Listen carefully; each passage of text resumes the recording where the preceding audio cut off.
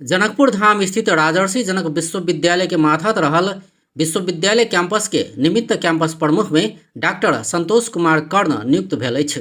विश्वविद्यालय के उपकुलपति प्राध्यापक डॉक्टर अमर प्रसाद यादव डॉक्टर कर्ण के निमित्त कैंपस प्रमुख में नियुक्त कयलनि अछि। डॉक्टर कर्ण एहिसँ पहिने सहायक कैंपस प्रमुख के जिम्मेवारी में छलथि। सोम दिन पदभार ग्रहण करबाक क्रम में डॉक्टर कर्ण के शिक्षक, विद्यार्थी तथा कर्मचारी सब स्वागत कयने छल। ओहि क्रम में डॉक्टर कर्ण अपना एहि कैंपस में गुणस्तरीय पठन पाठन तथा हरेक निकाय के मर्यादित बनेबाक प्रतिबद्धता जनौलनि। मानिसको व्यक्तित्व विकासका निम्ति शिक्षाको आवश्यकता हुन्छ र यहाँको पठन पाठनलाई क्वालिटेटिभ बनाउँदै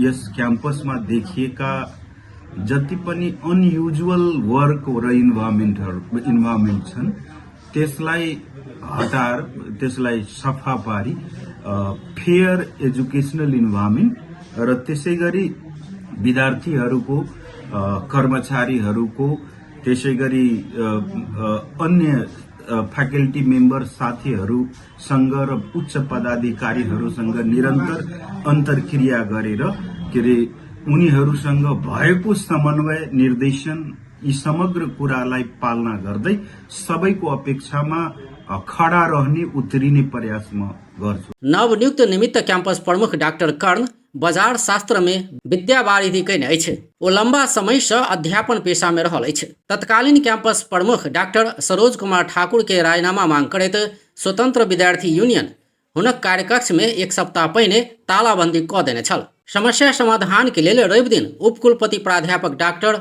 अमर प्रसाद यादव आ सोबी सभापति प्रवेश यादव बीच भेल 5 बुंदा के सहमति अनुसार डॉक्टर कर्ण के निमित्त कैंपस प्रमुख के जिम्मेवारी देल गेल अछि। एम्हर तत्कालीन कैंपस प्रमुख डॉक्टर ठाकुर के केंद्रीय कार्यालय में फिरता बजाओल गेल अछि।